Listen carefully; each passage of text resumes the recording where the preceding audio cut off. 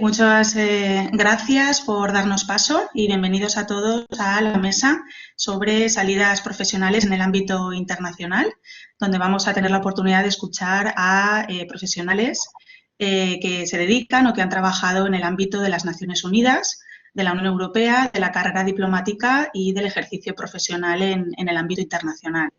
La verdad es que es un placer poder presentaros a profesionales de la talla del profesor Jorge Cardona, en primer lugar, que es catedrático de Derecho Internacional Público y antiguo miembro del Comité de Derechos del Niño de Naciones Unidas, que nos va a hablar precisamente sobre la posibilidad de acceder o de trabajar en esta organización internacional, en primer lugar. Luego, en segundo lugar, tenemos el privilegio de contar también con dos personas que se han dedicado, que se dedican a la carrera diplomática, como son el ex embajador del Reino de España en Irán, el señor Eduardo López Busquets, y en segundo lugar también contaremos con Ignacio Siles Fernández Palacios, diplomático, que de hecho comenzará su intervención y después daremos paso al señor López Busquets. Primero Ignacio Siles, que nos contará cómo son las pruebas para poder acceder a esta fascinante profesión como es la carrera diplomática, porque recientemente ingresó en la misma y nos puede contar de primera mano cómo se puede acceder a esta profesión, y después daré la palabra al señor López Busquets para que nos pueda contar su experiencia personal también en este ámbito, así como el papel que desempeñan los cónsules y los embajadores en esta profesión. Y finalmente, en esta mesa sobre salidas profesionales en el ámbito internacional, contamos también con dos personas que tienen un contacto estrecho con la Unión Europea. En primer lugar, y alterando un poco el orden del programa que está previsto, daré la palabra a la señora Ana Enguídanos Bailer, que es jefa del Servicio de Relaciones con la Unión Europea de la Generalitat Valenciana, que nos hablará de oportunidades que puedan encontrar nuestros estudiantes en el acceso a la Unión Europea. Y finalmente terminará esta mesa sobre salidas profesionales en el ámbito internacional el señor Napoleón Ruiz García, que trabaja actualmente en el Servicio Jurídico de la Comisión Europea y que nos hablará también de su experiencia en la Unión Europea y también del ejercicio profesional como abogado en el ámbito internacional, un sector en el cual también ha tenido experiencia a lo largo de los años de ejercicio profesional que ha llevado a cabo. Como vamos algo justos de tiempo, no quisiera extenderme en esta presentación porque lo más interesante y lo más importante es lo que os puedan contar los ponentes de esta mesa y, por lo tanto, cedo la palabra, en primer lugar, al profesor Jorge Cardona, que nos hablará del acceso a Naciones Unidas. Muchas gracias a todos por haber participado, aceptado participar en esta mesa y que seguro que va a ser muy, muy interesante y fructífera para todos los que están conectados escuchándonos. Adelante, Jorge, tienes la palabra. En primer lugar, yo tengo que agradecer a la facultad que me haya invitado a participar en esta mesa redonda y felicitarla por la organización de unas jornadas como estas, que es, como antes señalaba, creo que era Fabiola Meco, ojalá nos hubieran organizado jornadas de estas a nosotros cuando estábamos en la facultad. Se me ha dado 10 minutos para explicar las salidas profesionales en el marco del trabajo en Naciones Unidas, así que no me voy a enrollar con la introducción y voy a poner además datos que puedan servir de ayuda a los que están escuchando esto, que como veo son más de 500 personas, así que va a haber muchas relaciones con sitios web para poder buscar la información. Trabajar en la Organización de las Naciones Unidas, trabajar en una organización internacional de carácter universal, como ya sea la Organización de las Naciones Unidas o alguna de las organizaciones del sistema, como la OIT, la FAO, la UNESCO, etcétera, pues es algo que en principio atrae mucho. Es poder trabajar en un entorno internacional, en unas instituciones que tienen por finalidad conseguir la cooperación internacional para cambiar para mejor el mundo, y es algo que siempre es atractivo. En ese sentido, en muchas ocasiones uno dice, bueno, a mí me gustaría trabajar ahí, pero no sé cómo, no sé qué es lo que hay que hacer para trabajar ahí. Lo primero que hay que decir es que no es fácil. que nadie piense que esto va a ser sencillo. Hay que pensar que si hoy en día para poder acceder a un trabajo en España uno compite con todos los de su generación en España, pues para trabajar en Naciones Unidas uno compite con todos los de su generación en el mundo y por lo tanto la competencia lógicamente es mayor que la que se produce exclusivamente en un ámbito nacional. Pero para que ustedes se hagan una idea, decir trabajar en la ONU es como hablar de muchas cosas. En ese esquema que tienen ahí en la diapositiva del PowerPoint, pues tienen la estructura principal de los órganos principales de Naciones Unidas. Saben ustedes que en la ONU hay 6 órganos principales: la Asamblea General, el Consejo de Seguridad, el Consejo Económico y Social, la Secretaría General, la Corte Internacional de Justicia, el Consejo de Administración Fiduciaria, que es un órgano que ya no funciona, pero ahí luego tienen desarrollado no de todos los órganos, sino solamente de la Asamblea General, del Consejo de Seguridad, del Consejo Económico y Social y de la Secretaría. Para trabajar en la organización, lo que hay que trabajar es para la Secretaría normalmente. Y trabajar para la Secretaría implica trabajar para cualquier órgano, porque la Secretaría es la que da apoyo administrativo a todos los órganos de Naciones Unidas. Pero esa estructura, que ya en sí mismo se ve complicada, que nos habla de funciones muy diversas y que van desde la agricultura, la pesca, el mantenimiento de la paz, la defensa de los derechos humanos o muchas otras cosas, todavía habría que desarrollarla más. Si cogemos solamente la institución, el órgano en el que yo he trabajado, he tenido el privilegio de trabajar durante 9 años, como pueda ser el Alto Comisionado de Derechos Humanos de Naciones Unidas, pues a la vez el Alto Comisionado tiene también una estructura compleja en la que se van multiplicando las funciones, los departamentos, los órganos. Por lo tanto, hay muchas cosas que se hacen en Naciones Unidas con muchos departamentos diferentes y con ello no quiero a ustedes abrumarles diciendo, bueno, pues entonces no sé yo lo que voy a hacer. Lo que quiero decirles es que hay sitio para todos, que ya sea uno que quiera trabajar en derechos humanos, ya quiera uno trabajar en el mantenimiento de la paz, ya quiera uno trabajar en la cooperación jurídica, ya quiera uno trabajar en temas criminológicos, ya quiera uno trabajar en lo que sea, hay sitio para todos porque la ONU hace de todo y por lo tanto en su estructura puede hacer de todo. Ahora, la cuestión es, bueno, ¿y cómo se trabaja? ¿Cómo se puede llegar a trabajar ahí? Lo primero es saber que en los puestos de trabajo de la Organización de las Naciones Unidas hay una serie de categorías. Las categorías profesionales superiores, es decir, aquellas para las que se exige un título universitario, son las categorías denominadas P y D.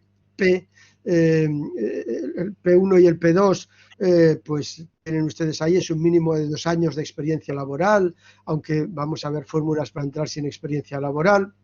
El P3 ya exige un mínimo de 5 años de experiencia laboral para entrar. Luego están las categorías intermedias P4 y P5 y las de alto nivel P6, P7 y D1, D2, que son los puestos directivos a dedo. Del P1 al P7 es una carrera profesional. Los puestos D1 y D2 son puestos designados por los órganos directivos entre funcionarios normalmente de nivel P5, P6, P7. Junto a esas categorías luego hay cuadros de servicios generales y categorías anexos en las que ya la titulación que se exige ya no es una titulación universitaria. Luego hay oficiales nacionales del cuadro orgánico, que son personas que trabajan para su Estado, pero que se colocan a trabajar temporalmente en el marco de las Naciones Unidas. Hay un servicio de campo en el terreno, en lugares más complicados, de los que también vamos a hablar un poco. Y luego están los nombramientos seniors, que ya no es por carrera profesional, sino que es un nombramiento por elección normalmente o por designación en un puesto que es para profesionales que ya tienen una larga trayectoria y que son seleccionados, son designados por Naciones Unidas para ocupar un puesto. Bien, la clave fundamental para que entiendan cómo puedo entrar a cualquier cosa es la página Inspira. La página Inspira que tienen ustedes ahí señalado en el PowerPoint es el lugar donde uno coloca su currículum.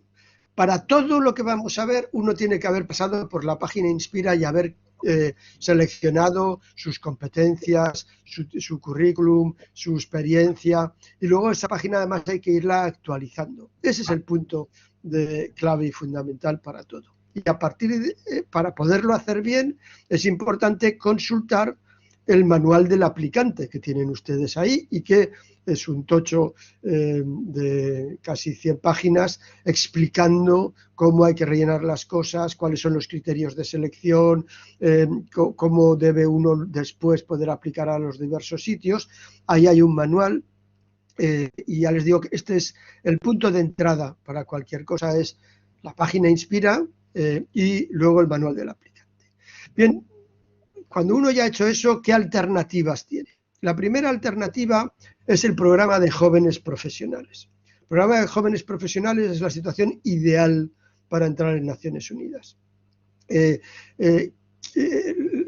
¿Cuáles son los requisitos para poder entrar en el programa de jóvenes profesionales? Pues lo primero es tener, el programa de jóvenes profesionales se convoca anualmente, normalmente en los meses de mayo y junio.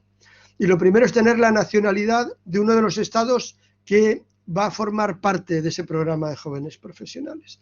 En realidad, el programa de jóvenes profesionales está pensado para cubrir plazas de estados que están poco representados su nacionalidad en los funcionarios de Naciones Unidas o nada representados. Por lo tanto, no puede cualquiera ir allí, sino que hay que tener la nacionalidad de alguno de esos estados que ese año han sido seleccionados por estar poco representados en la función pública de Naciones Unidas o nada representados. La verdad es que siendo español hay pocas posibilidades de poder entrar en el programa de jóvenes profesionales porque es un país que está bastante representado y por lo tanto es muy difícil entrar como español. Si uno tiene otra nacionalidad, a lo mejor lo tiene más fácil y de todas maneras hay que consultarlo todos los años porque ha habido ocasiones en que España sí ha entrado en el programa de jóvenes profesionales.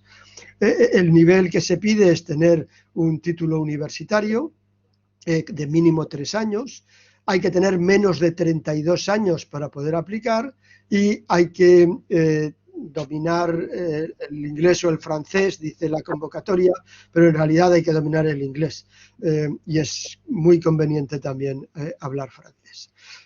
Si uno cumple esos requisitos, pues entonces uno aplica vía Inspira, luego prepara un examen, que es en lo que se convoca un examen, el examen se hace online y aquellos que superan el examen online tienen una entrevista y si superan la entrevista pasan a estar en un roster, en una lista de seleccionados y de esa lista se podrá pasar a ser contratado o no, puesto que uno va a estar 3 años en la lista y una vez colocado en la lista y tienen ustedes las diversas cosas, pues primero va a estar uno 3 años allí, al final a lo mejor le seleccionan ofreciéndole un contrato de P1 o P2, dependiendo de si tiene o no experiencia profesional y de si tiene o no un máster. Durante el primer contrato se obliga a estar 2 años en el lugar donde le han seleccionado y a partir de esos 2 años podrá pedir otro puesto con posterioridad. Ese es el programa de jóvenes profesionales. Hay otra manera de entrar que es el programa de voluntarios de Naciones Unidas. Se trata de vacantes que se convocan para puestos concretos con carácter temporal en el terreno. Son puestos en Líbano, en República Democrática del Congo, en Perú, no son puestos para estar trabajando normalmente en Nueva York o en Ginebra. Las sedes de Naciones Unidas están en Nueva York, Ginebra, Viena, en Nairobi o Tokio en el caso de la Universidad de Naciones Unidas. No son puestos para trabajar allí, suelen ser puestos para estar trabajando en el terreno y específicos para hacer determinadas cosas para las que se exige determinada titulación. Esas titulaciones van a depender de cada uno de los puestos. Uno debe de entrar en la página web del Programa de Naciones Unidas y ver las vacantes que hay y qué es lo que se exige. Hay puestos que están patrocinados por un Estado, y en ese caso hay que tener la nacionalidad de ese Estado. Cuando España patrocina puestos de voluntarios, pues hay que tener la nacionalidad española. Cuando quien patrocina es Finlandia, pues hay que ser finlandés para poder concursar a esa plaza. Y luego hay puestos regulares, que son la mayor parte de los puestos, en los cuales A veces hay requisitos de nacionalidad y a veces no hay ningún requisito de nacionalidad, sino de titulación, y muchas veces se pide una experiencia profesional de 1 año, de 2 años, de 3 años, dependiendo del puesto. Otras veces no se pide la experiencia profesional. Y luego, además de ese programa de voluntarios de Naciones Unidas, que no es una vía de entrar en la ONU, sino de tener un trabajo temporal en la ONU, y terminado el puesto de voluntario, pues uno tiene que volver a su país con la experiencia que tiene o intentar entrar en Naciones Unidas por alguna de las otras vías que ahora luego veremos. Hay también para los recién licenciados universitarios, a ser posible con un máster, una posibilidad de prácticas también en Naciones Unidas. Las prácticas en Naciones Unidas no son remuneradas. El único organismo de Naciones Unidas que remunera por hacer prácticas es la OIT, que es la organización que se dedica al derecho de los trabajadores, y por lo menos remunera. En los demás no. En los demás el requisito es estar matriculado en una universidad o escuela superior cursando una maestría o un doctorado en el momento de presentar la solicitud, y el candidato se tiene que pagar todos los gastos, incluido el seguro médico, debe de obtener el visado si es necesario, y se le pide fluidez en inglés y deseable también el francés, y aplicar a la página web de prácticas no remuneradas que tienen ahí, y si lo tienen, pues las prácticas son un mínimo de 4 meses, un máximo de 6 meses. Es una experiencia profesional y un modo de ser conocido para luego poder aplicar y poder, a través del programa Inspira, entrar en Raster y poder trabajar. Voy terminando con otras alternativas. Además de esos vías que les he señalado, desde la carrera profesional de jóvenes profesionales voluntarios o hacer prácticas, hay contratos temporales que se ofertan por las organizaciones internacionales del sistema de Naciones Unidas o de fuera del sistema de Naciones Unidas, por una baja por maternidad, por un trabajo temporal para un proyecto concreto, en diversas partes del planeta. El Ministerio de Asuntos Exteriores español, en la página relativa a funcionarios internacionales, que tienen ustedes ahí la dirección de la página web, pues publica semanalmente todas las vacantes que hay en organizaciones internacionales y señala con los requisitos que se necesitan y cómo aplicar a ese puesto concreto, que normalmente, si es del sistema de Naciones Unidas, será a través de la página Inspira. Entonces, esos son contratos por 3 meses, por 6 meses, por 1 año, por 2 años en alguna ocasión, y que a veces son renovables y que son vacantes para cosas concretas, y uno lo que ha de hacer es cumplir los requisitos. Junto a eso tienen ustedes ahí la página web con más información sobre la entrada en Naciones Unidas y toda la información necesaria, una serie de páginas web alternativas para trabajar en ONGs o para trabajar en sistemas de Naciones Unidas, páginas no oficiales, y con eso me he pasado porque ya he hablado 15 minutos, pero tienen una mínima información de cómo poder entrar en Naciones Unidas, pero por lo menos tienen los links para poder hacerlo. Y si quieren más información, aparte de poder hacer preguntas después, pues podrán enviarme un correo electrónico. Y ya me he pasado, pido perdón por haberme excedido en el tiempo y cedo la palabra posiblemente a mi buen amigo Eduardo López Busquets, compañero mío de promoción, que además de haber sido embajador en Irán, ahora va a ser cónsul general en una región espectacular de China donde solamente viven 400 millones de habitantes. Muchas gracias. Muchas gracias, profesor Cardona, por toda la información que ha proporcionado a nuestros estudiantes, que la verdad que me ha parecido francamente muy interesante para todos aquellos que tengan interés en el acceso a Naciones Unidas. Tendré el placer de presentar y de dar la palabra al señor López Busquets después, pero tal y como he explicado antes y como previamente me habían informado que habían hablado entre ellos, puede ser más útil y más coherente que comience su intervención el señor Ignacio Siles Fernández Palacios, que también es diplomático y que recientemente ha accedido a esta profesión, y entonces él se va a encargar de explicar primero cómo son las pruebas de la carrera diplomática y cómo acceder a esta profesión, y después daremos la palabra al señor López Busquets para que nos cuente su experiencia y el papel de embajadores y cónsules. Sin más, muchas gracias tanto a Ignacio como a Eduardo por su participación y adelante, tenéis la palabra. Hola a todos, efectivamente soy Ignacio Siles Fernández Palacios.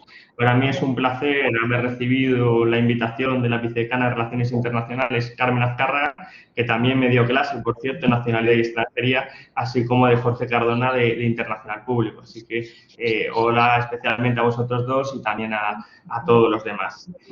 Bueno, yo en primer lugar quería señalar que no hace tanto fui alumno de la Universidad de Valencia, en concreto finalicé en el año 2015 mis estudios y a mí la verdad es que me gustaba el mundo de las relaciones internacionales y por lo tanto lo que yo vengo hoy a explicar aquí es una de las posibles salidas para los estudiantes de la Universidad de Valencia, no solo de la Facultad de Derecho, sino de otras ramas relacionadas como es el acceso a la carrera diplomática. Por una parte, tenéis que tener en cuenta pues, cuál es un poco el requisito previo, ¿no? La gente, ¿por qué decide ser diplomático? O, en su caso, ¿por qué decidí yo ser diplomático? Por un lado, creo que se requiere una vocación de servicio público, eso es quizá el requisito sine qua non, un elemento esencial para acceder a la carrera diplomática. Además, a los estudiantes en cuestión ha de gustar el mundo de las relaciones internacionales y luego pues, intentar participar en el proceso de defensa del interés nacional a través del ejercicio de la función tanto diplomática como consular, que posteriormente el embajador López Busquets pues, desarrollará, por supuesto, mucho mejor que yo. Y luego, finalmente, pues la constancia o la firme creencia, como es en mi caso, de que España, tanto por tradición, por historia, por cultura y por posición geopolítica, tiene un papel muy relevante que jugar en los distintos desafíos que hoy en día nos acompañan, desde problemas como el cambio climático, la ciberseguridad, el terrorismo internacional, etc. Entonces, por un lado, señalar que España es un país con clara vocación exterior. Ello se manifiesta en que tenemos aproximadamente 215 misiones entre misiones diplomáticas y misiones consulares en el exterior y, por lo tanto, la carrera diplomática parte de esa vocación de servicio público y, en segundo término, del hecho de que tenemos lo que se denomina la movilidad forzosa, que supone la necesidad, una vez apruebas la oposición, de ir al extranjero en un plazo de 4 años. Los diplomáticos nos regimos por la Convención de Viena de 1961 de Relaciones Diplomáticas, la de 1963 de Relaciones Consulares y, en último término, por el reglamento de la carrera del año 1993. Entonces, mi principal objetivo es pasaros a desgranar un poco cómo funciona el acceso a la carrera diplomática. Antes de que se me olvide señalar que existe un programa de becas que se ha desarrollado en el último año, que es el programa de la Escuela Diplomática, que es fundamentalmente para 30 estudiantes, que responde tanto a criterios de excelencia académica como a cuestiones estrictamente económicas, y son, por lo tanto, un programa de becas para no tener que pagar por la preparación a la carrera diplomática. Por lo tanto, voy a pasaros a desgranar tanto cómo es el funcionamiento del temario, como, por otra parte, los distintos ejercicios que tiene la oposición a la carrera diplomática. En lo que se refiere al temario, consta de 200 temas, con lo cual hablamos de una oposición a uno del Estado, también con un ejercicio oral similar a lo que podría ser, por ejemplo, desde notarías, como registros, judicaturas, etcétera. Y dentro de ese temario tenemos 4 grupos. El primero se corresponde al derecho internacional, tanto a derecho internacional público como a derecho internacional privado y civil y mercantil.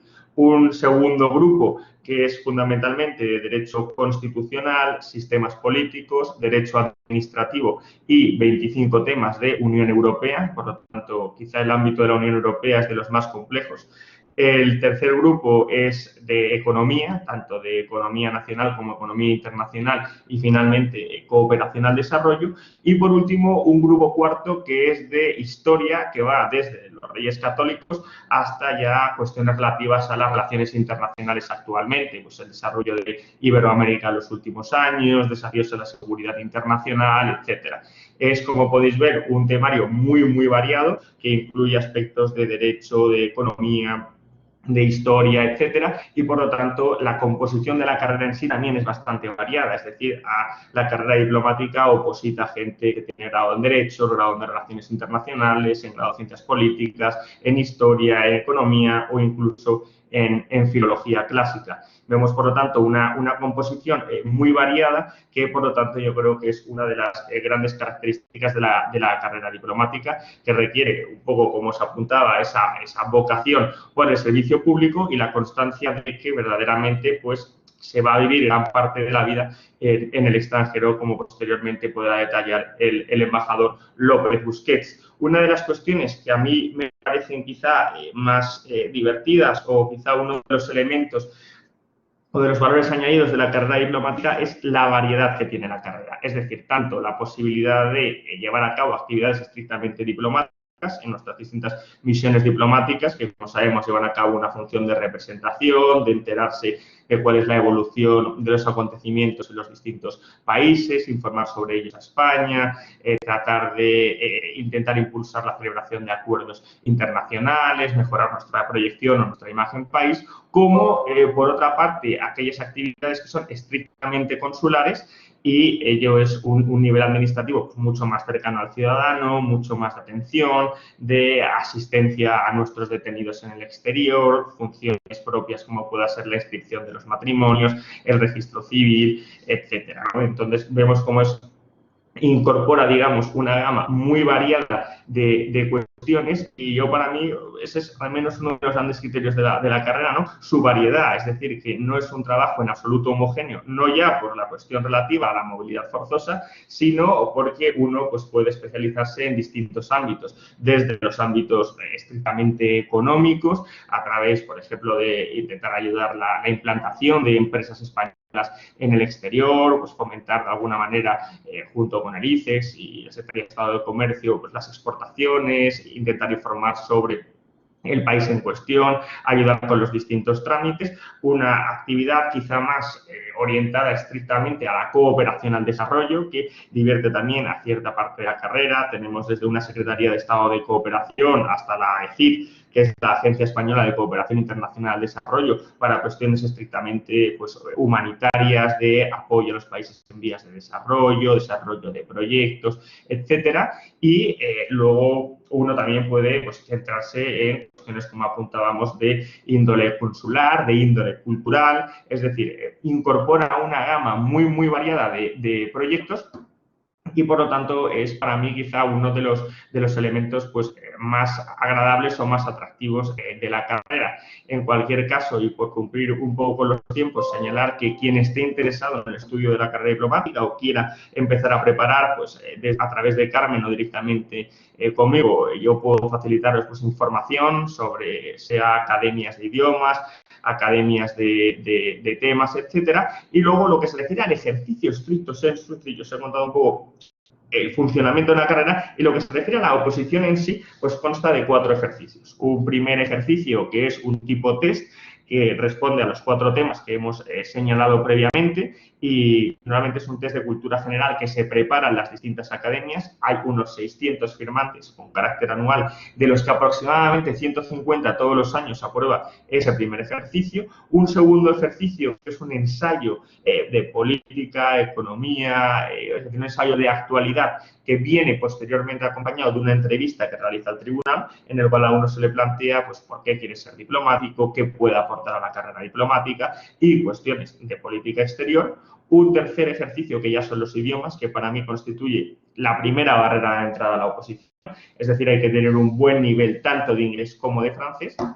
La mayoría lo tienen de los dos, otros vienen con un buen nivel de al menos uno de los idiomas y posteriormente empieza a centrarse fuertemente en el segundo ejercicio, en segundo idioma, y luego un último ejercicio que es el de la defensa de los temas. Existe el procedimiento habitual de la insaculación, por cuya virtud uno tiene la obligación de defender ante el tribunal durante 1 hora 4 temas del grupo 1, 2, 3 y 4, es decir, 15 minutos por tema y luego posteriormente se le realizan preguntas, con lo cual Es un ejercicio bastante variado que hay que preparar simultáneamente y constituye quizá pues, una de las principales dificultades de la carrera, el hecho de que hay que abordar las distintas materias simultáneamente. Pero para ello ya hay distintas academias que lo preparan y, como he dicho antes, si alguien desea información adicional, pues efectivamente que a través de Carmen o directamente conmigo que me lo señale y le podemos facilitar dicha información. Entonces, por mi parte, si alguien tiene alguna pregunta luego, estaré encantado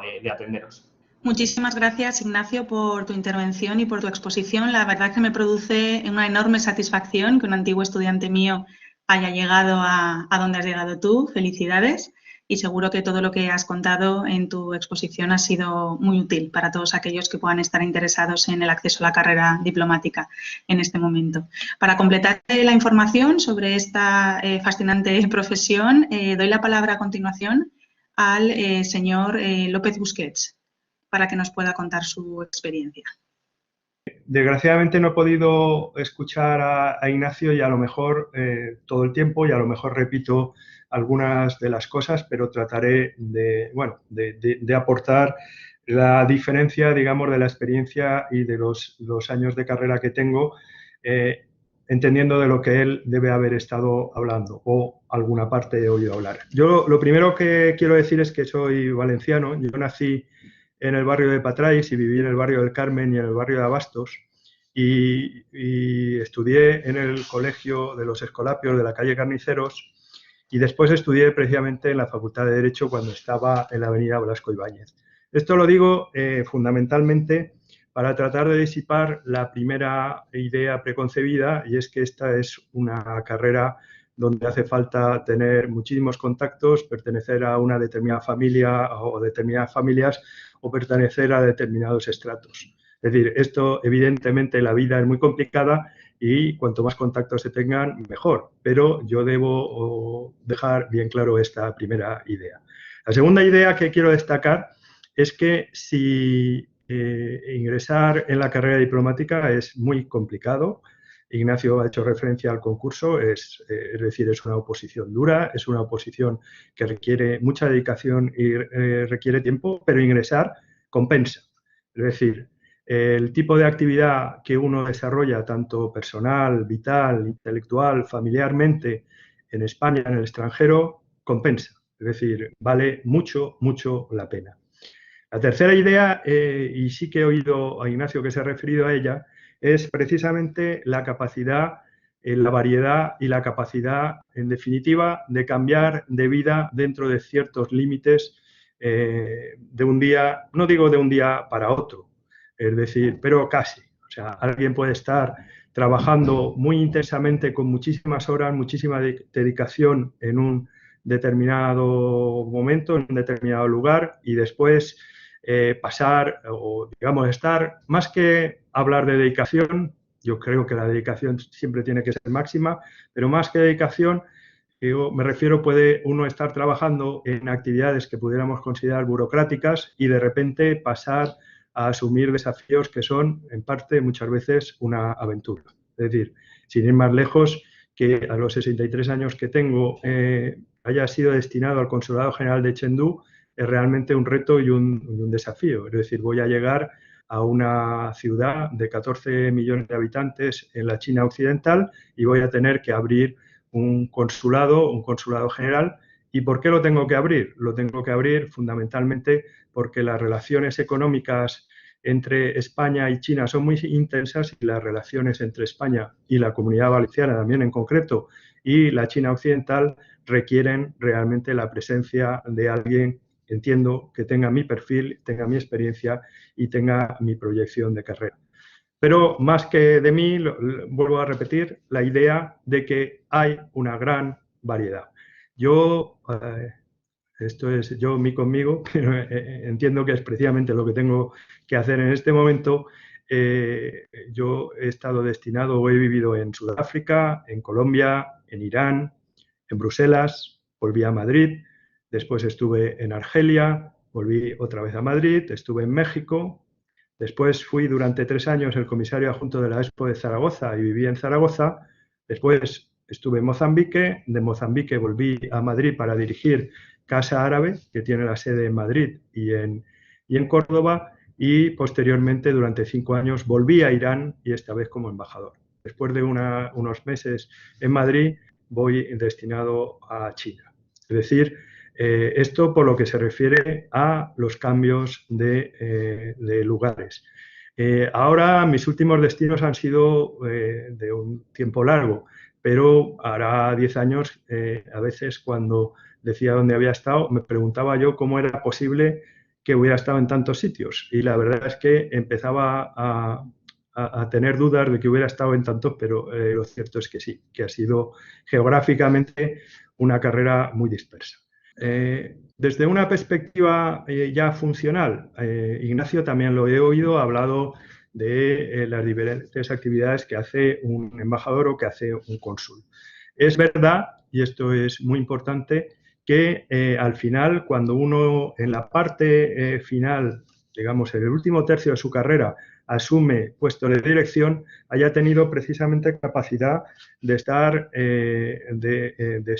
en diferentes funciones. Yo he tenido funciones consulares, he tenido funciones políticas, he tenido funciones de cooperación, de gestión, he trabajado cuando he estado en España en diferentes ministerios fuera del Ministerio de Asuntos Exteriores. Estuve en la Agencia Española de Cooperación Internacional, en el Ministerio de Defensa, en Moncloa. También, como he dicho, asumí un puesto como comisario adjunto de la oficina del comisario en Zaragoza y, por tanto, he estado, antes de llegar a ser jefe de misión, también he tenido temas, digamos, económicos y de diplomacia pública. Antes de ser jefe de misión he recorrido diferentes campos o funciones que son realmente importantes en el desarrollo de esta carrera. La cuarta, creo que es la cuarta y última idea, después de decir que es una carrera, una oposición difícil, pero que está abierta a todo el mundo. En segundo lugar, digamos, la diversidad también. En segundo lugar, el hecho de que compense. En tercer lugar, la diversidad. Y la cuarta idea que quería transmitir es que muchas veces se habla de los diplomáticos como alguien que tiene un conocimiento muy amplio de muchas cosas, pero de carácter superficial. Y esto lleva a un debate que es el debate entre la especialización y la generalización. Yo tengo una solución intermedia que es la que es fundamental ligar a cualquier carrera diplomática, que es la comparación. Al final, después, o a lo largo de toda esta carrera, uno tiene capacidad de comparar muchas situaciones, comparar muchos países, comparar muchos procesos y al final asumir con el mayor sentido común que sea posible la identidad de una serie de procesos y una serie de elementos que son fundamentales, no solamente intelectual o teóricamente, sino fundamentalmente de carácter práctico. Estas son las 4 cosas que vuelvo a destacar: dificultad de la oposición, pero posibilidad abierta. En segundo lugar, que compensa. En tercer lugar, que es muy amplio y general. Y en cuarto lugar, la capacidad de comparación. Quiero ya concluir simplemente con un tema práctico importante. Esta es una carrera, o 2 temas. Uno, hay una gran dificultad de conciliar la vida familiar.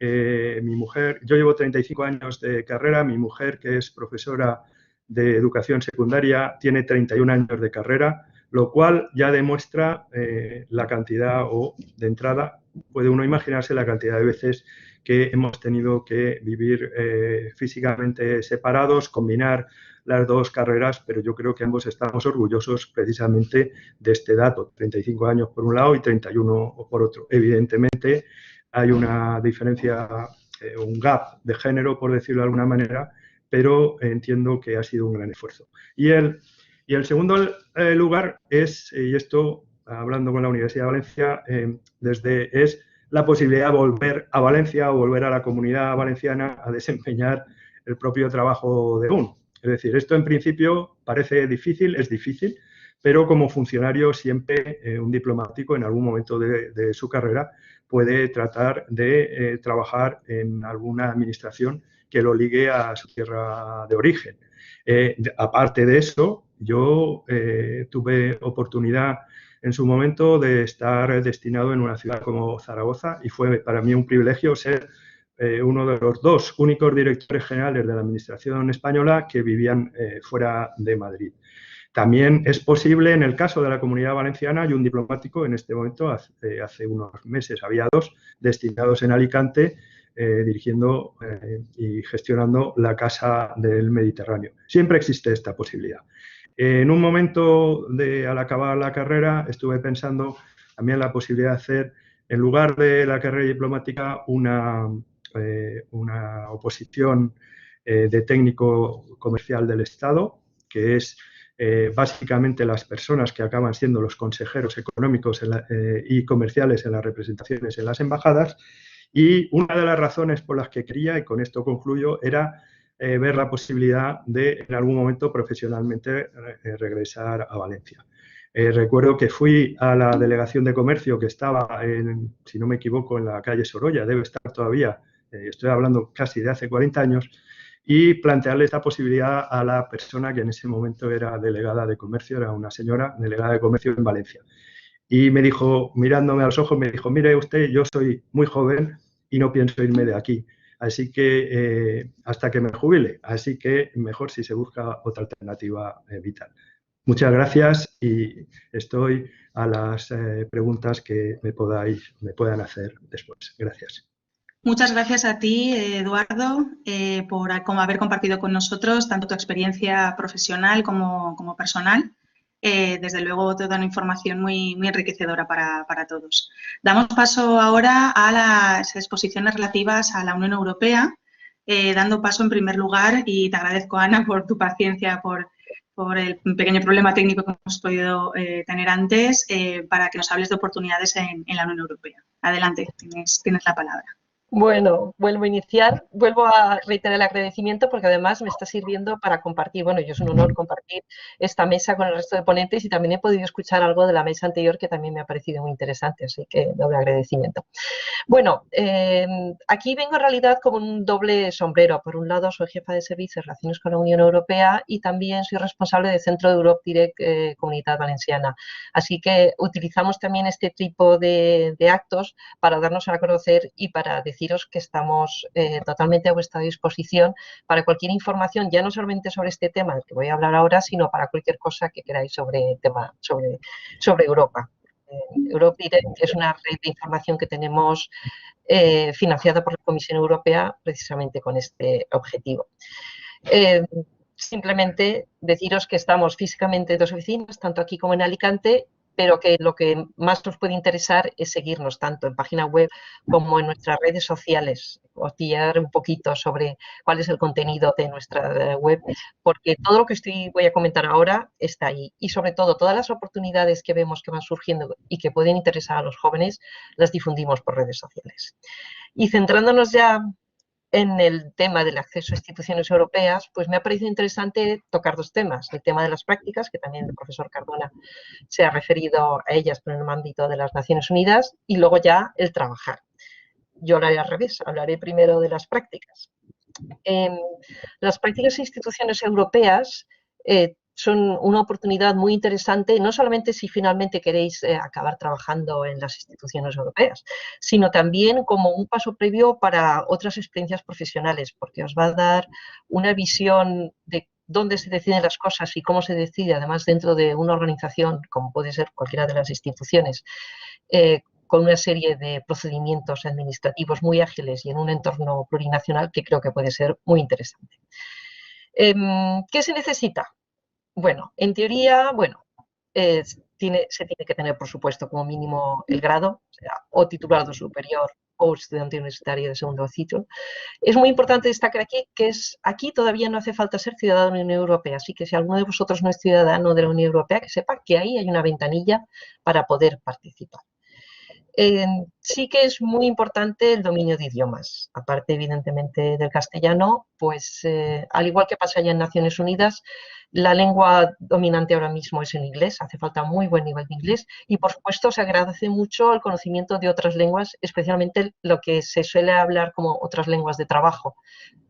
La principal, el francés, y hay en algunas ocasiones en alemán. Pero la verdad es que ahora mismo la Comisión, bueno, las instituciones europeas están trabajando ahora, lo veréis por también la presentación de Napoleón, pero están trabajando principalmente en inglés.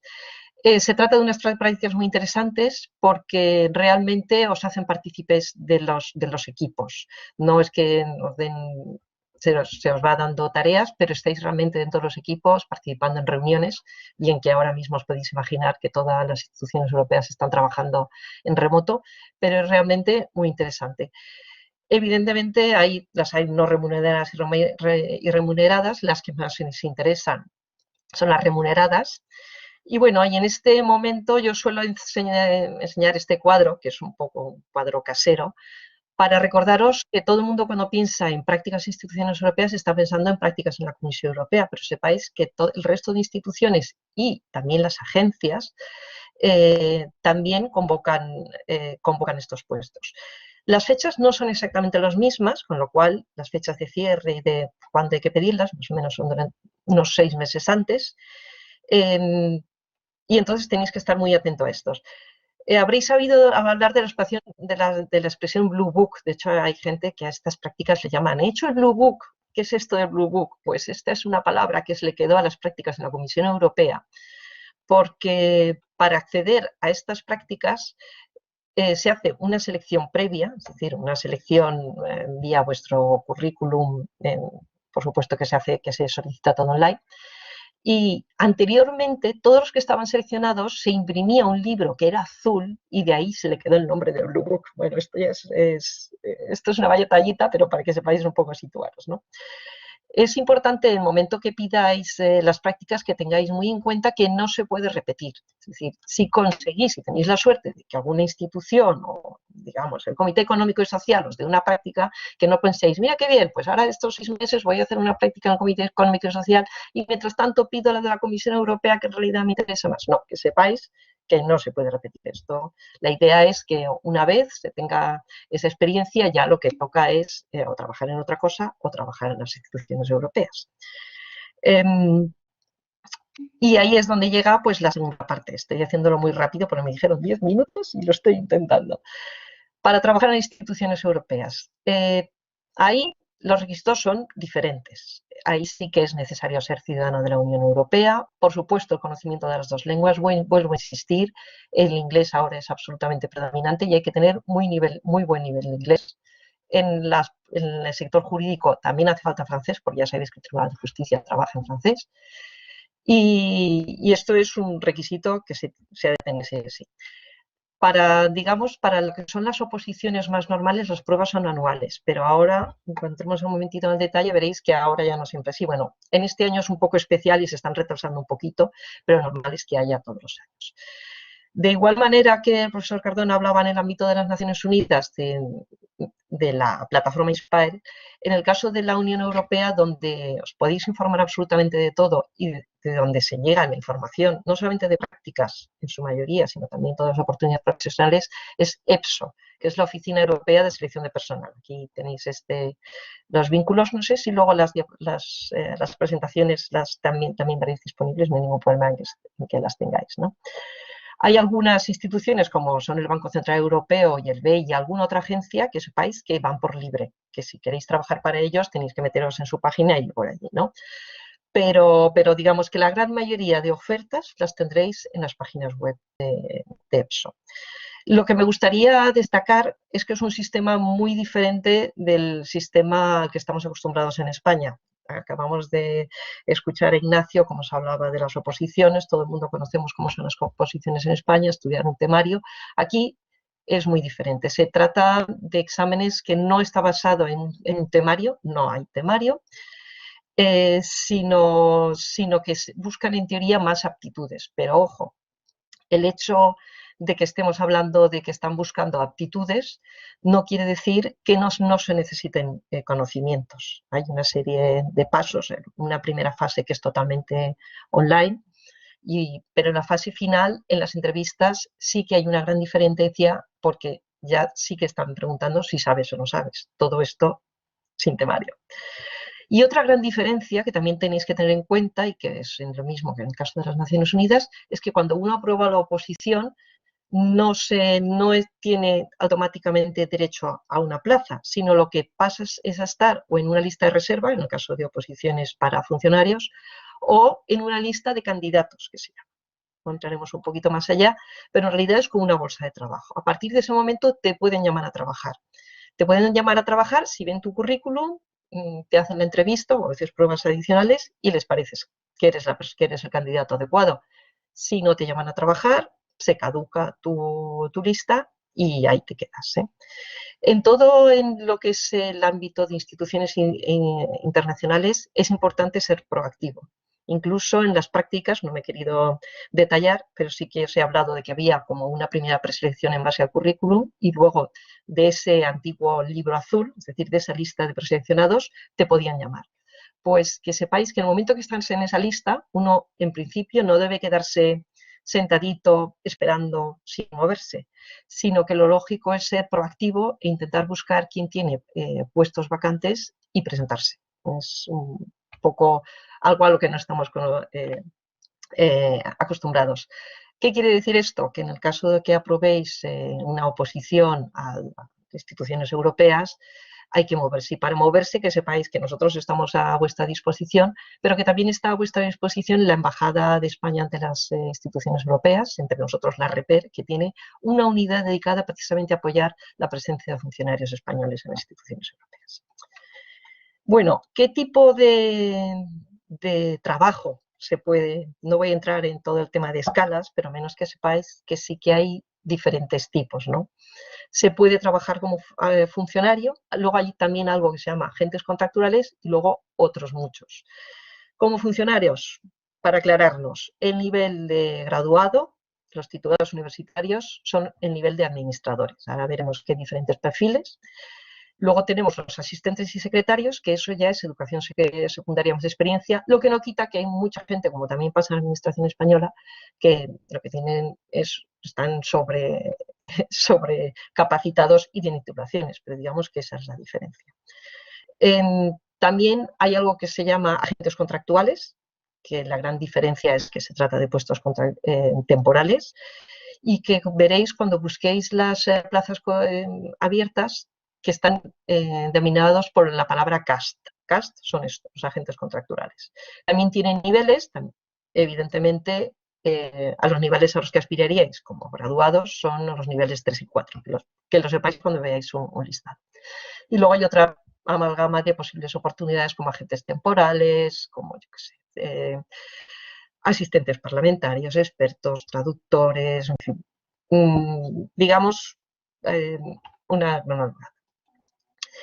En relación a las titulaciones de esta facultad, pues que sepáis que hay diferentes perfiles, pero yo he pensado que los que más os podrían interesar es el que se llama Administración Pública Europea, Administrador Responsable de Políticas, que es el equivalente a lo que aquí en España sería en la Administración General de Estado un TAC, un técnico de Administración del Civil del Estado, o por ejemplo ya la Generalitat, los técnicos de la Generalitat, yo soy técnico de la Generalitat, son, digamos, la oposición más horizontal y en donde en teoría se tiene más alcance a cualquier tipo de trabajo. Lo que está ocurriendo últimamente también es que están saliendo muchas oposiciones de administradores especialistas, pero bueno, esto es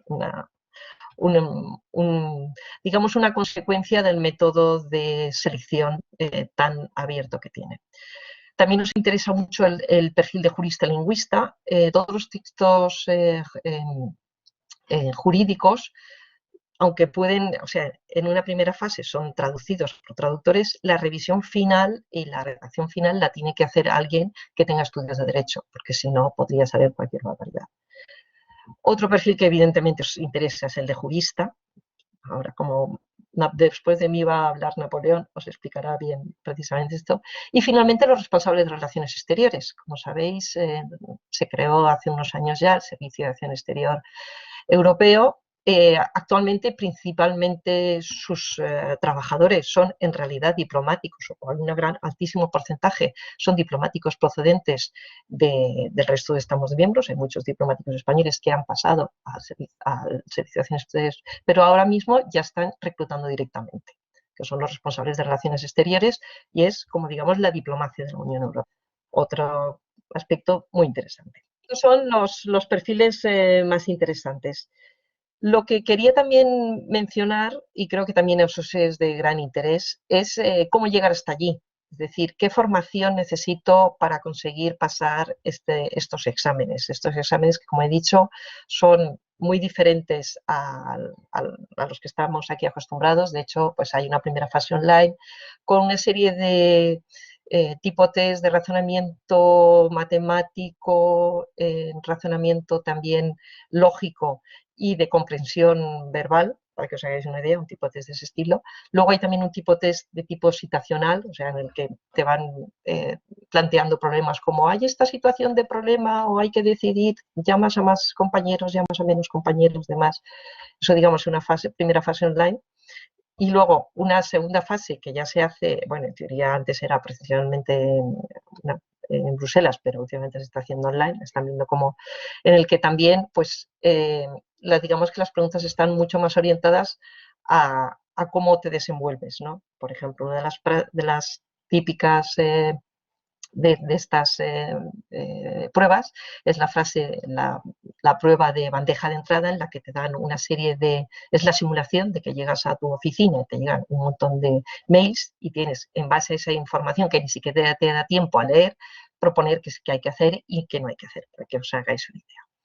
Entonces, el hecho de que este examen sea tan diferente a los que estamos acostumbrados no quiere decir que no tenga uno que estar preparado ni que sea fácil.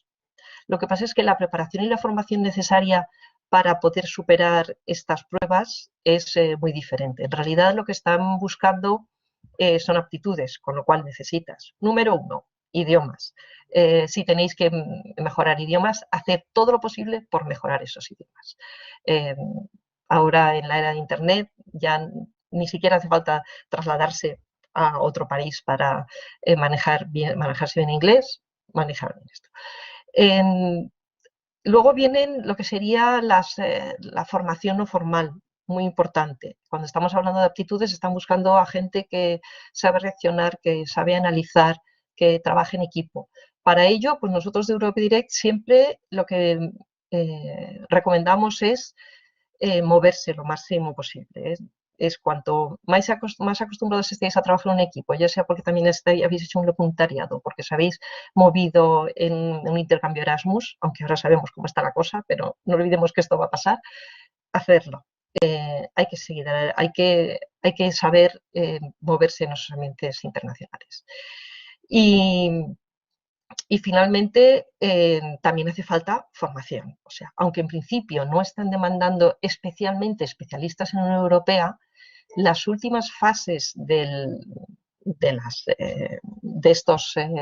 estas pruebas ya son en fase de entrevista, en las que hay una serie, te plantean preguntas concretas y te plantean una serie de planteamientos y análisis en los que, si no tienes conocimiento de la Unión Europea, es prácticamente imposible pasar esas pruebas.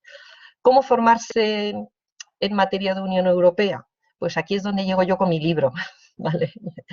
Y mi libro es que, bueno, hay, por supuesto, que hay que tener como mínimo la base que tenéis y aprovechar las asignaturas que tenéis de Unión Europea dentro de la carrera, pero luego también es muy conveniente ampliarlo con másteres en instituciones de prestigio. Hay muchas instituciones de prestigio, pero digamos que la más conocida y donde más se suelen hacer también. Quería simplemente deciros que, aparte de que nos tenéis a nosotros a disposición en la unidad de apoyo de REPER y la página web de EPSO, la posibilidad, a ver si quiere funcionar, no quiere funcionar, no me ha salido, en relación con una de las instituciones que más prestigio tiene, que es el Colegio de Europa, la posibilidad de obtener becas, y en concreto la Generalitat Valenciana tenemos 2 becas para el Colegio de Europa. Los requisitos son inglés y francés, con lo cual, de nuevo, insistimos en el conocimiento de idiomas. Y nada, eso es todo. Ponernos a vuestra disposición, ya sea a mí directamente, a mis compañeros y a nuestro servicio. Y indagar dentro de nuestra página web, donde además tenemos una publicación que se llama Europa, oportunidades de trabajar y formarse, donde tenéis todos los vínculos necesarios. Y nada, lo siento y muchas gracias. Muchas gracias, Ana, por toda la información que has proporcionado a nuestros estudiantes. Me parece especialmente importante que sepan que las oposiciones en la Unión Europea no funcionan igual que en España, porque es una de las dudas, la verdad, reiteradas cuando nos preguntan sobre el particular y, bueno, saber que existe una institución como la vuestra que está a su servicio para poder informarles de todo lo que necesiten sobre acceso a la Unión Europea, seguro que les ha resultado de mucha utilidad también. Muchas gracias, Ana. Doy la palabra a continuación al señor Napoleón Ruiz, que trabaja actualmente en el Servicio Jurídico de la Comisión Europea, para que nos pueda hablar de su experiencia personal en la Unión Europea y también en el ejercicio profesional en el ámbito internacional. Adelante, Napoleón, tienes la palabra. Gracias. Carmen, lo primero, gracias por la invitación. Es un placer participar y, bueno, una pena que no pueda ser presencial, pero nos adaptaremos. Bueno, Carmen me había pedido que contara cuál fue el desarrollo de mi carrera profesional desde que me licencié, ahora gradué, hasta hoy en día, para no solaparme con Ana y volver a explicar todo el sistema de acceso. Así que, bueno, pues os contaré un poco resumido lo que he hecho en estos años. Bueno, a pesar de mis rasgos juveniles, va a ser en junio la friolera de 21 años que me licencié. Como algunas de vosotros, cuando me matriculé en Derecho no tenía una vocación jurídica muy clara, sí que tenía la ilusión de trabajar en un entorno internacional, multicultural, quería salir de España y Derecho era un trampolín, no me había planteado jamás lo del ejercicio. Pero bueno, quiso la casualidad que en el último año de carrera, en el practicum, que supongo que sigue existiendo, me asignaron un despacho local en Valencia. Y bueno, pues me gustó la experiencia y bueno, pues no debí meter la pata demasiado porque bueno, pues cuando me licencié me propusieron continuar con mi carrera en el despacho y como no tenía unos planes muy concretos ni una alternativa específica, pues acepté con la condición, eso sí, de que me dejaran hacer estudios de posgrado en Derecho Europeo y Derecho Internacional y así fue. Y bueno, del año 2000 al 2004, pues estuve compaginando el ejercicio del derecho en Valencia con los estudios de posgrado, con los cursos de doctorado y después la redacción y la defensa de la tesina, supongo que es el trabajo de fin de máster, y al mismo tiempo, pues un poco, en fin, formándome o mejorando los idiomas y sobre todo en inglés.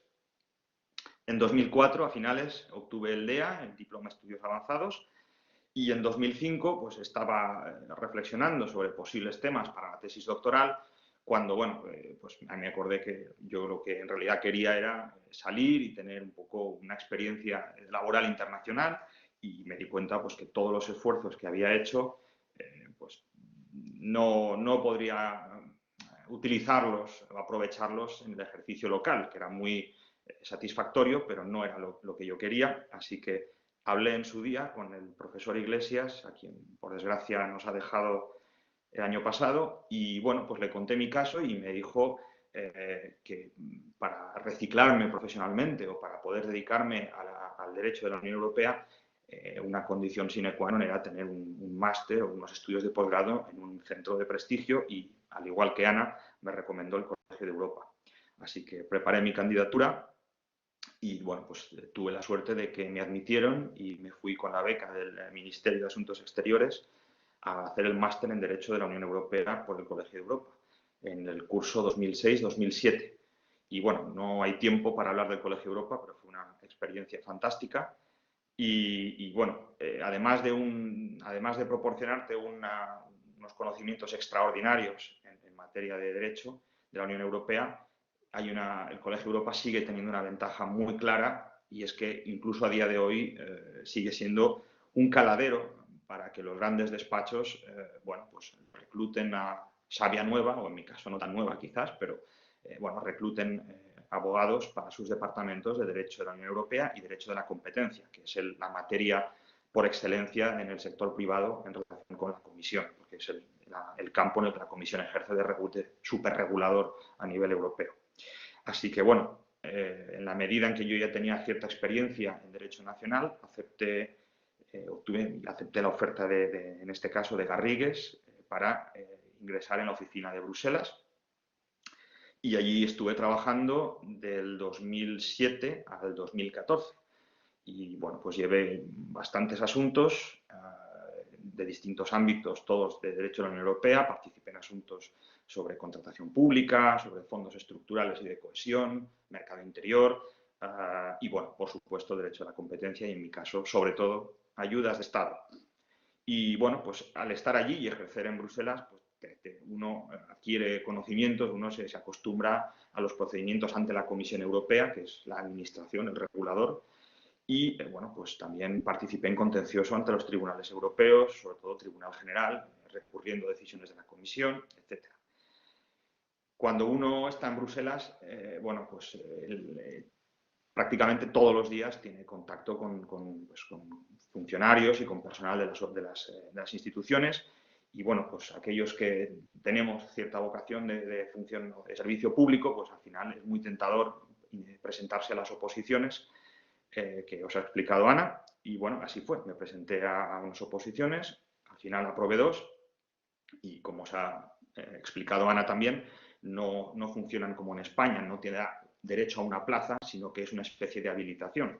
Así que, bueno, inmediatamente no me puse a buscar ningún puesto, estaba a gusto en el despacho, pero es verdad que en un momento dado, pues por razones organizativas, bueno, el despacho me planteó la posibilidad de seguir la carrera en Madrid. Yo en ese momento tenía claro que quería quedarme en Bruselas y que me gustaba el ejercicio allí en Bruselas.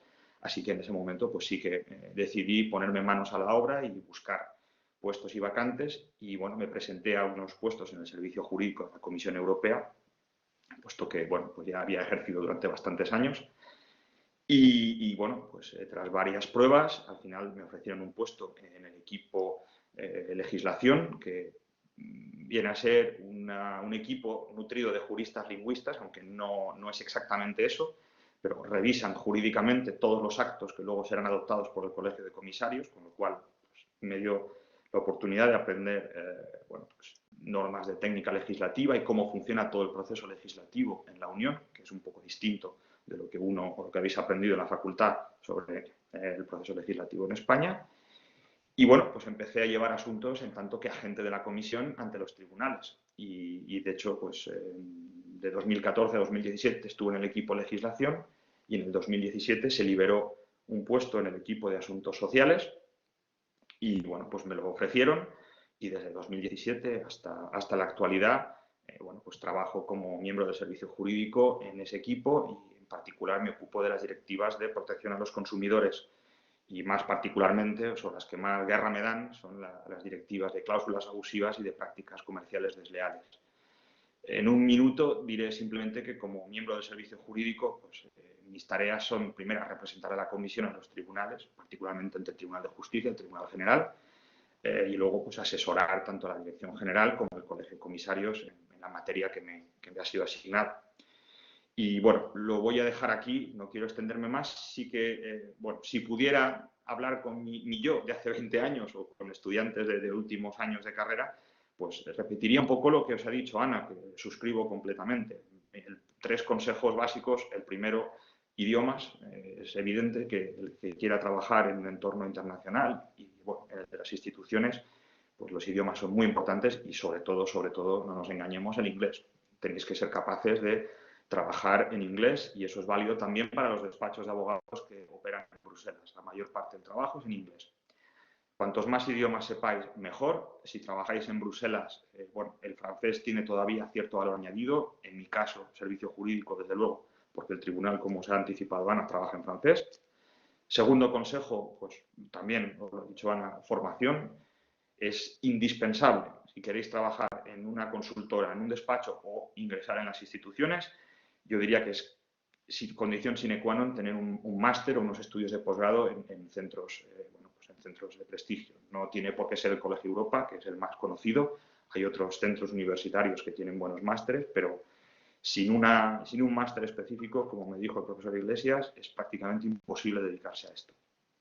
Y por último, pues bueno, también, como se suele decir, el movimiento se demuestra andando. El que tenga vocación de trabajar en un entorno internacional, pues bueno, en principio debería tener la inquietud de intentar moverse. Y desde luego, si aspiráis algún día a trabajar para las instituciones o la comisión, en fin, por decir el estudio más grande, quedar en casa estudiando, pues hombre, no os va a ayudar. Y es muy importante cuando se selecciona a la gente ver el perfil. Cuanto antes empecéis a buscar un perfil propio y a daros valor añadido, mejor. Así que todas las prácticas y posibilidades que tengáis de ganar experiencia profesional, hacedlo.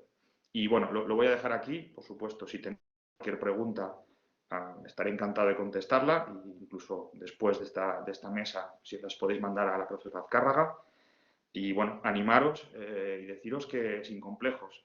Conozco muchísimos españoles en las instituciones, en despachos, en consultoras, en empresas, juristas de primer nivel que tienen todo el respeto y que tienen muy buena reputación y que, bueno, no somos ni menos ni peores que cualquier compañero de otros países. Así que, bueno, pues si tenéis ganas de trabajar en este entorno, pues ánimo y a por ello. Y bueno, lo dejo aquí, así que si tenéis cualquier pregunta, ya me decís. Muchas gracias.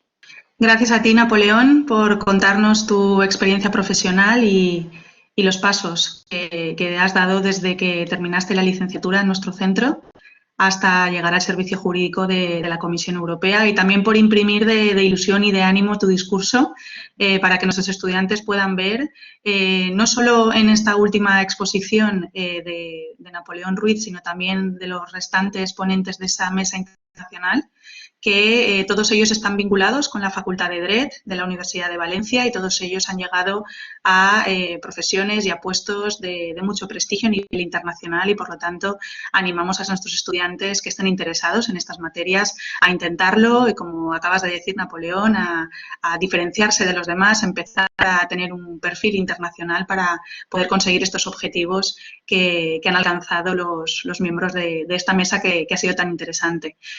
Vamos a dedicar ahora 5 minutos por si algún participante, algún estudiante quiere realizar alguna pregunta, en cuyo caso puedo utilizar el icono que ya conocéis abajo para levantar la mano, por si queréis dirigir alguna pregunta a alguno de los ponentes de esta mesa. Veo que tenemos una persona que ha levantado la mano. Hola, buenos días, te escucho. Buenos días. Sí, bueno, soy Natalia, soy estudiante del último curso en Derecho y Ciencias Políticas. Y mi pregunta, pues creo que va dirigida a Leopoldo, porque bueno, a mí me interesaría trabajar en el ámbito internacional y estoy muy interesada concretamente en la protección del medio ambiente. Entonces, bueno, estoy mirando también másters de Derecho Europeo, pero no sé muy bien hasta qué punto trabajar para las instituciones de la Unión Europea me daría la oportunidad de dedicarme a la protección del medio ambiente, o si debería enfocar mi carrera profesional hacia otro tipo de institución. Bueno, esa es mi pregunta. Gracias. Disculpa, como no tenemos ningún Leopoldo en la mesa, supongo que te estarás refiriendo a Napoleón Ruiz. Uy, sí, Napoleón, perdón. Perdón. Muy bien, no pasa nada. Bueno, lo que diga él, supongo que no le habrá importado. Napoleón, no. Adelante. Bueno, a ver, efectivamente, sí que tenemos dentro de las instituciones, yo te puedo hablar de la comisión, que es la institución en la que trabajo y la que conozco mejor. Nosotros tenemos 2 direcciones generales que llevan tema medioambiental. Tenemos la Dirección General de Medio Ambiente y la Dirección General de Acción Climática. Y ahora mismo, bueno, no he trabajado nunca en ninguna de ellas, pero conozco compañeros que trabajan allí y bueno, ahora mismo la acción climática reclutan, o sea, está aumentando a marchas forzadas. Y bueno, el ámbito, el tipo de actividad, el tipo de políticas que llevan a cabo son pues, propuestas legislativas tanto para regular, piensa que tienes desde las áreas de natura, hábitat, emisiones, estándares medioambientales, es que la cantidad de políticas, calidad del aire, calidad del agua, bueno, o sea, es tremendo. En fin, todas estas regulaciones se hacen a nivel de la Unión Europea y la impulsora de la normativa es la Comisión, la que tiene el monopolio de la iniciativa y luego la que tiene que velar por el cumplimiento en los Estados miembros, por lo cual pues tienes toda la fase de infracción. Evidentemente depende de lo que quieras hacer dentro del campo del medio ambiente, pero vamos, desde luego la Unión Europea y la Comisión tiene un papel primordial en ese ámbito. No digo que sea el único y desde luego habrán instituciones internacionales que también se dedicarán a ello, me imagino que en el ámbito de las Naciones Unidas, pero desde luego las instituciones por descontado que tienen ahora mismo además una de las políticas principales es el Green Deal, no sé si lo habrás oído hablar, pero bueno, es precisamente una batería de iniciativas pues, para intentar transformar la economía y hacerla pues, menos contaminante y más verde. Y bueno, simplemente a efectos de másteres, hay muchos centros, además del Colegio de Europa, donde algunos quizás se especializan en esa materia.